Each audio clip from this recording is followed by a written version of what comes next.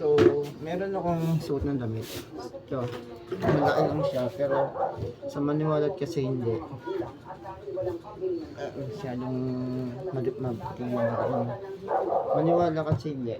Ano siya, itong damit ko to, wala siya yung mga yung mga, ito may mga, yung bilog-bilog sa loob ng t-shirt. Kasi yung mga damit yun, yung mga, dating yung mga sisuot ko, mga bigay-bigay lang. Kaya nabibili kong damit, may mga ano siya, mga himulmol o yung bilog-bilog sa loob. Tapos ang kati-kati noon, kaya ang gusto ko mga damit, yung mga dry fit, iba't yun ng pawis. Tapos ayoko na may mga himulmol sa loob ng damit. Pwede ba ito yung ano yun, labas, yung loob, yung mga bilog-bilog baga. Tapos pag malibag ka, kagaya ko pag susuot akong damit, malibag yung damit yung katawan ko dahil lagi ako nasa kalye, ganun. So, siya, makati. Yun, mabanas.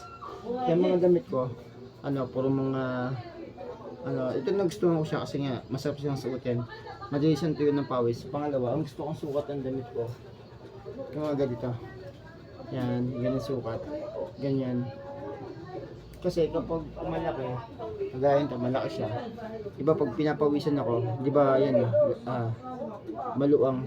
So gagawin ko, pag pinapawisan yung kilikili ko, ginaganon ko pa. Yan. Siya ang ginagawa ko, pag gusto ko siyang, kasing sukat ng katawan ko, meron akong, ito, mayroon ako dito mga, yan, mga sinulid, sarayom. Tapos yung mga ganitong damit, at babalik ka rin ko yan. Tapos yung loob dito, yan, yun ang tatahiin ko. Hanggang sa magkasya yung sukat dito, mag-fit siya sa akin, na tahing kamay lang. Yan, gamit yung karayom sinulid. So para maging ito ang size niya.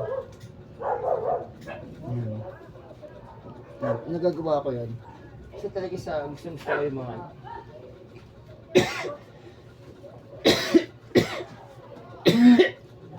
mga dry fit.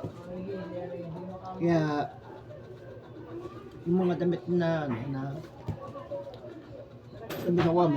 may nakaalala sa akin, yung mga damit na bigay sa akin ni Tito Ambet, kay Rolly, nagaya naman sa